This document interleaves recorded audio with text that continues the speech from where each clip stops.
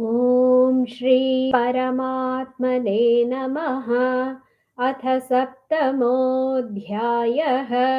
ज्ञानविज्ञानयोगः।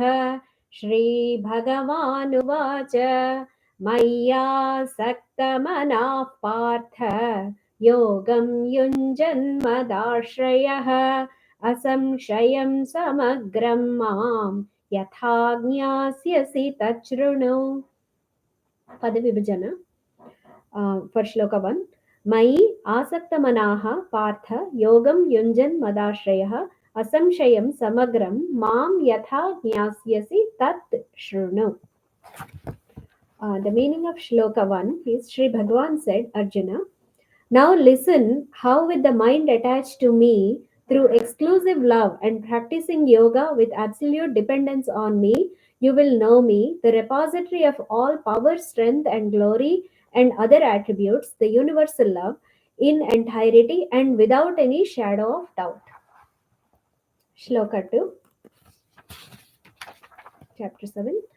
ज्ञानं तेऽहं सविज्ञानम् इदं वक्ष्याम्यशेषतः यज्ञात्वा नेह भूयोऽन्यत् ज्ञातव्यमवशिष्यते. पदविभजन for this. ज्ञानं ते अहं सविज्ञानम् इदं वक्ष्यामि अशेषतः यत् ज्ञात्वा न इह भूयः अन्यत् ज्ञातव्यम् अवशिष्यते. The meaning of shloka 2. I shall unfold to you in its entirety this wisdom, knowledge of God in, in his absolute formless aspect, along with the knowledge of qualified aspect of God, both with form and without form, having known which nothing else remains yet to be known in this world.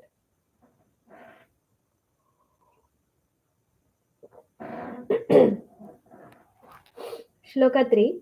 मनुष्याणां सहस्रेषु कश्चिद्यतति सिद्धये यततामपि सिद्धानां कश्चिन्मां वेत्ति तत्त्वतः.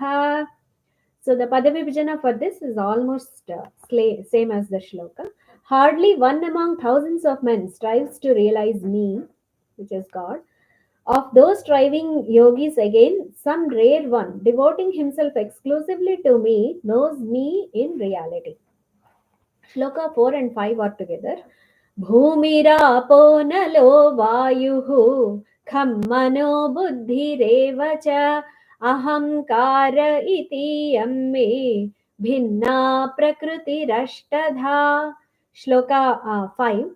अपरेयमितस्त्वन्यां प्रकृतिं विद्धि मे परां जीवभूतां महाबाहो ययेदं धार्यते जगत्.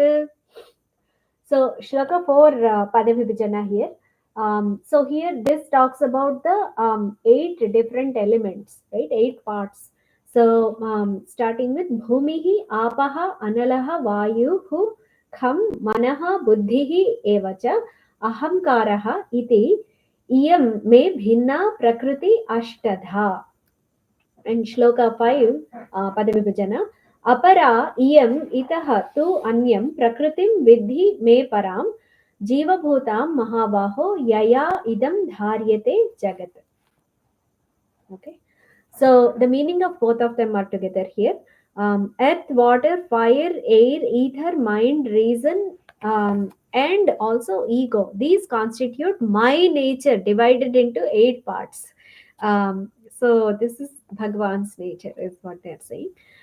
This indeed is my lower material nature, and other than this, by which the whole universe is sustained, know it to be my higher or spiritual nature in the form of Jiva, the life principle, O Arjuna.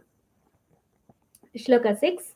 Etad yonini bhutani sarvanityupadharaya aham kritsnasya jagatah prabhavah pralayasthatha. So etad yonini bhutani sarvani iti upadharaya aham kritsnasya jagatah prabhavah pralayah tatha. So that's the padavibhajana, split of the Sanskrit words here. Meaning of this, Arjuna, know that all beings have evolved from this twofold Prakriti, and that I am the source of the entire creation, and into me again it dissolves. Shloka 7. Mattah parataram nanyat kinchidasti dhananjaya mai sarvamidam protam sutre manigana iva. So, Shloka 7, the Padavibhajana for this split. Mattaha parataram na anyat kinchid asti dhananjaya mai sarvam idam protam sutre maniganaha iva. So, the meaning of Shloka 7 is there is nothing else besides me, Arjuna, like the clusters of yarn beads formed by the knots on a thread. All this is threaded on me. So, this is like an example of garland and everything that is around the garland. So, you can consider Krishna as the garland, the thread inside the garland, and the whole world is threaded around that particular thread inside that garland. So Shloka 8. रसोऽहमप्सु Kaunteya प्रभास्मि शशि सूर्ययोः प्रणवः सर्ववेदेषु शब्दः खे पौरुषं नृषु. So the Padavibhajana here is almost same as the shloka. So I'm not going to say this again. Arjuna, I am the sapidity in the water and the radiance in the moon and the sun. I am the sacred syllable Om in all the Vedas, sound in ether and virility in men. Shloka 9. पुण्यो गन्धः पृथिव्यां च तेजश्चास्मि विभावसौ जीवनं सर्वभूतेषु तपश्चास्मि तपस्विषु. The meaning is exactly same, like tapaha cha asmi, everything else is similar. So the uh, Shloka means I am the pure order, the subtle principle of smell in the earth and the brightness in fire. Nay, I am the life in all beings and austerity in the ascetics.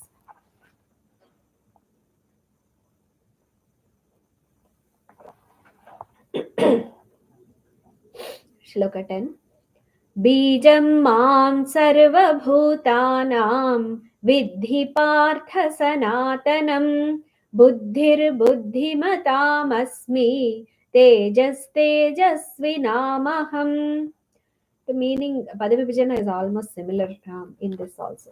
Arjuna, know me, the eternal seed of all beings. I am the intelligence of the intelligent, the glory of the glorious am I. Shloka 11. Balam balavatam chaham kamaraga vivarjitam dharma viruddho bhuteshu kamosmi bharatarshabha. In Padavibhajana is almost similar in this also. Arjuna, of the mighty, I am the might, free from passion and desire. In beings, I am the sexual desire not conflicting with the virtue or scriptural injunctions. Shloka 12. ये चैव सात्विका भावाः राजसास्तामसाश्च ये मत्त एवेति तान् विद्धि न त्वहं तेषु ते मयि. ये च एव सात्विकाः भावाः राजसाः तामसाः च ये मत्त एव इति तान् विद्धि न तु अहं तेषु ते मयि. That is the Padavibhajana for this. Meaning of this. Whatever other entities are there, born of sattva, the quality of goodness, and those that are born of rajas, the principle of activity, and tamas, the principle of inertia, know them all as evolved from me alone. In reality, however, neither do I exist in them, nor do they in me. Shloka 13. त्रिभिर्गुणमयैर्भावैः येभिः सर्वमिदं जगत् मोहितं नाभिजानाति मामेभ्यः परमव्ययम्. त्रिभिः गुणमयैः भावैः एभिः सर्वम् इदं जगत् मोहितं न अभिजानाति मां येभ्यः परम् अव्ययम्. Shloka 30 meaning. The whole of this creation is deluded by these objects evolved from the three modes of Prakriti, Sattva, Rajas, and Tamas. That is why the world fails to recognize me, standing apart from these, the imperishable. Shloka 14.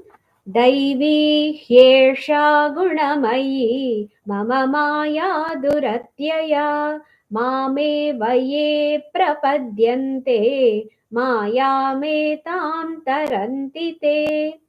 Mayam etam, other than that, it's all similar to the shloka. For this most wonderful Maya veil of mine, consisting of the three gunas, modes of nature, is extremely difficult to break through. Those, however, who constantly adore me alone are able to cross it. Natu mam, sorry, shloka 15. न मां दुष्कृतिनो मूढाः प्रपद्यन्ते नराधमाः माययापहृतज्ञानाः आसुरं भावमाश्रिताः. Bhavamashritah, other than that shloka Padavibhajana is exactly similar. Those whose wisdom has been carried away by Maya and are of demonic nature, such foolish and vile men of evil deeds do not adore me. Shloka 16.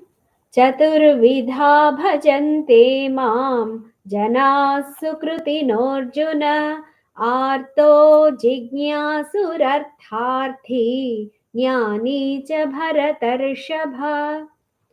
Almost similar to the shloka Padavibhajana here. Four types of devotees of noble deeds worship me, Arjuna: the seeker after worldly possessions, the afflicted, the seeker of knowledge, and the man of wisdom.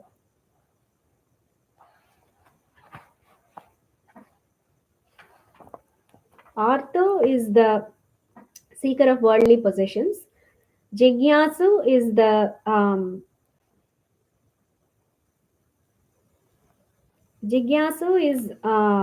afflicted. The seeker of knowledge is Jnani, and the man of wisdom. Man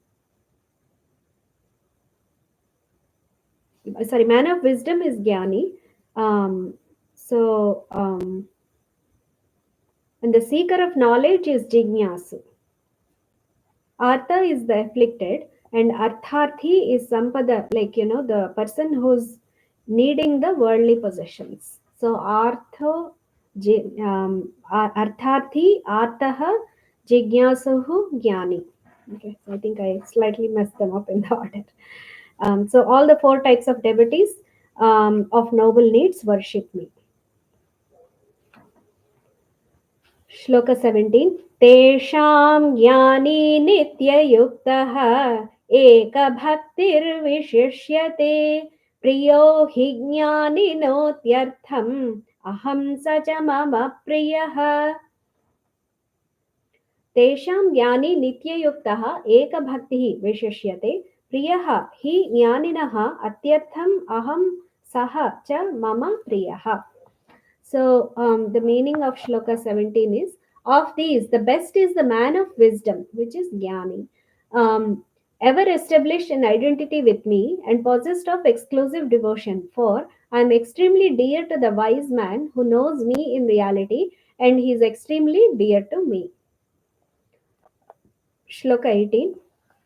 उदारा सर्व एवैते ज्ञानी त्वात्मैव मे मतम् आस्थितः स हि युक्तात्मा मामेवानुत्तमां गतिम्. उदाराः सर्वे एव एते ज्ञानी तु आत्मा एव मे मतम् आस्थितः सः हि युक्तात्मा माम् एव अनुत्तमां गतिम्. So, the meaning of this one: indeed, all these are noble, but the man of wisdom is my very self. Such is my view. For such a devotee who has his mind and intellect merged in me is firmly established in me alone as the highest goal. Shloka 19. Bahunam janmanamante jnanavan mam prapadyate Vasudevas sarvamiti Samahatma Sudurlabha. Padavibhajana is more or less same as the shloka here. In the very last of all births, the entire enlightened person worships me by realizing that all this is God. Such a great soul is very rare indeed. Shloka 20.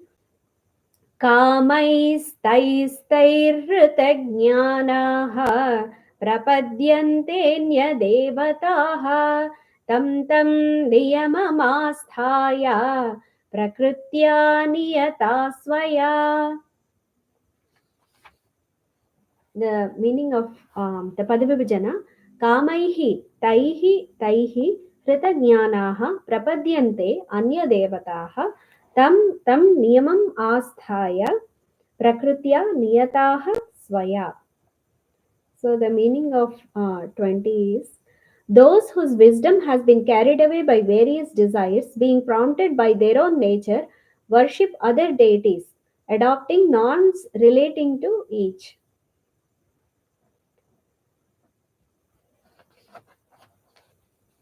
Shloka 21. Yo yo yam tanum bhaktah shraddhayarchitumicchati tasya chalam shraddham tameva vidadhamyaham. Yah yam tanum bhaktah shraddhaya architum ichchati tasya achalam shraddham tam eva vidadhami aham. So, the meaning of Shloka 21 here is: whatever celestial form a devotee craving for the worldly object chooses to worship with reverence, I stabilize the faith of that particular devotee in that very form. 22. Sataya Shraddhaya Yuktah Tasyaradhanamihate Labhate cha tatah kaman Mayaiva vihitan hitan. So the Padavibhajana for this: Saha Taya Shraddhaya Yuktah Tasya Aradhanam ihate Labhate cha tatah kaman Maya eva vihitan hitan. The meaning of this is: endowed with such faith, he worships that particular deity, and obtains to that deity without doubt his desired enjoyments as verily ordained by me. So, Shloka 23 next. Antavattu phalam tesham tadbhavatyalpamedhasam devan devayajo yanti madbhakta yanti mamapi. Deva Yajaha Yanti. I think everything else is very similar to the shloka here. So the meaning of this one, shloka 23: the fruit gained by these people of small understanding, however, is perishable. The worshippers of gods attain the gods, whereas my devotees, however, they worship me, eventually come to me and me alone. Shloka 24. अव्यक्तं व्यक्तिमापन्नं मन्यन्ते मामबुद्धयः परं भावमजानन्तः ममाव्ययमनुत्तमम्.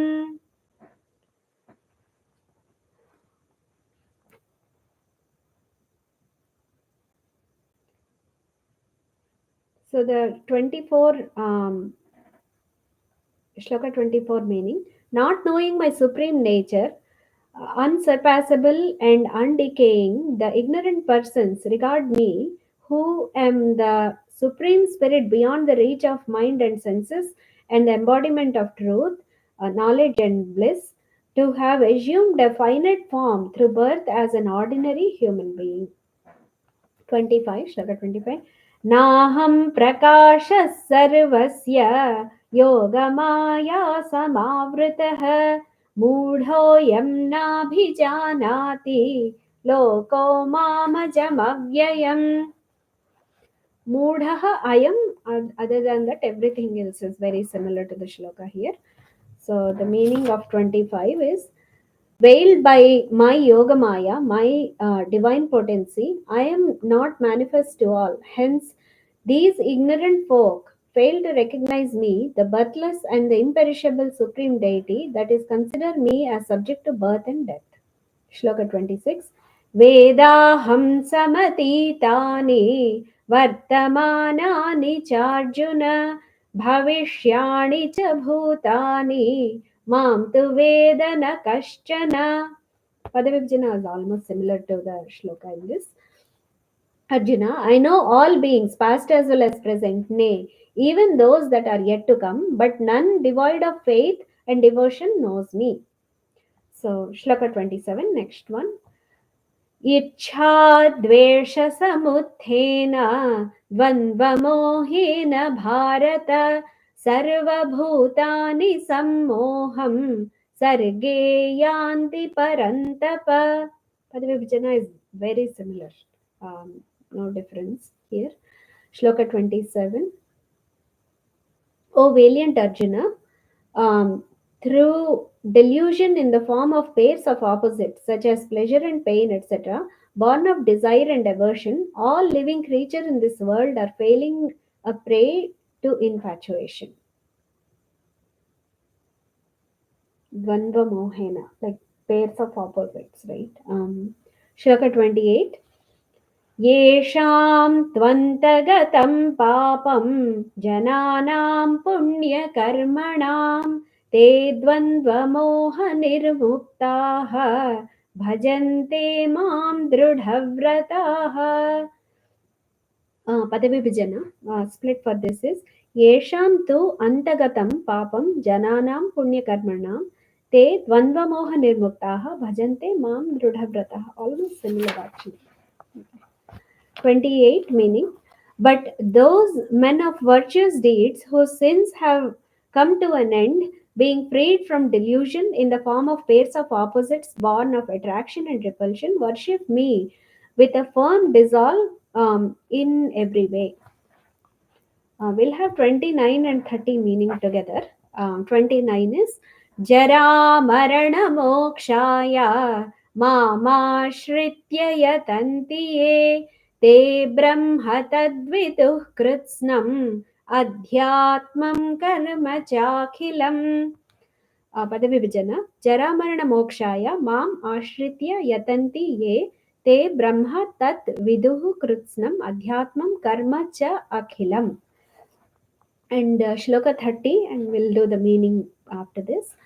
साधिभूताधिदैवं मां साधियज्ञं च ये विदुः प्रयाणकालेऽपि च मां ते विदुर्युक्तचेतसः. पदविभजन साधिभूतादिदैवं मां साधियज्ञं च ये विदुः प्रयाणकाले अपि च मां ते विदुः युक्तचेतसः. The meaning of these two shlokas, 29 and 30 together. They who, having taken refuge in me, strive for deliverance from old age and death, know Brahma, the Absolute, the whole Adhyatma, the totality of jivas or embodied souls, and the entire field of karma, action, as well as my integral being, comprising Adhibhuta, the field of matter. Adhibhuta is field of matter. Adhidaiva, which is Brahma. Adhiyajna, unmanifest divinity dwelling in the heart of all beings as their witness. And they who possessed of a steadfast mind know thus, even at the hour of death, they too know me alone. Om Tat Saditi Srimad Bhagawadgitasu Upanishatsu Brahma Vidyayam Yoga Shastre Shri Krishna Arjuna Samvade Jnana Vijnana Yogo Nama Saptamodhyayah. Thus, in the Upanishad sung by the Lord, the science of Brahma, the scripture of yoga, the dialogue between Shri Krishna and Arjuna, ends the 7th chapter entitled The Yoga of Jnana, knowledge of Nirguna Brahma, and Vijnana, the knowledge of manifest divinity. Feb 19, 2024, Tika.